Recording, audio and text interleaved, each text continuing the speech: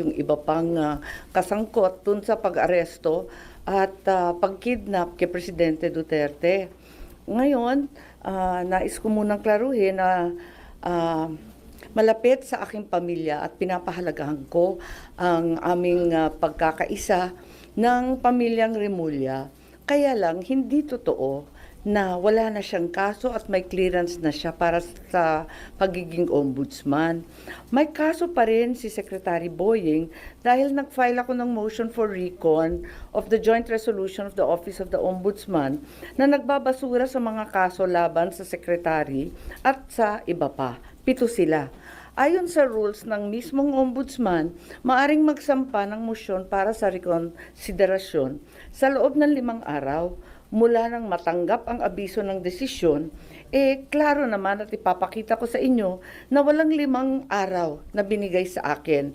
Inihain ko ang aking motion sa mismong araw na inilabas ang desisyon, umaga, hapon. Malinaw na naisampa ko sa tamang oras. Sa makatwid, may nakabinbin pa rin kaso si Secretary Boying sa ombudsman.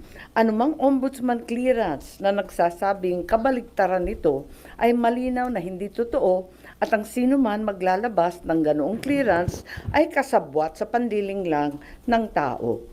Inihain ko rin, part 2 na to, ang aking motion, urgent motion to inhibit laban kay OIC Ombudsman Vargas at sa mga miyembro ng panel of investigators. Dapat lang protektahan naman nila ang imahen at manatili ang dangal ng ombudsman na sa pamamagitan ng pag-urong ni OIC Vargas kasama ng buong panel of investigators. Mahiya naman sila. Mahiya naman silang lahat. Nais ko rin banggitin ang narito din, eto naman, yung final ni Mayor, Vice Mayor Baste Duterte sa OIC Mindanao na siyang natanggap na at narehistro na sa Ombudsman Manila.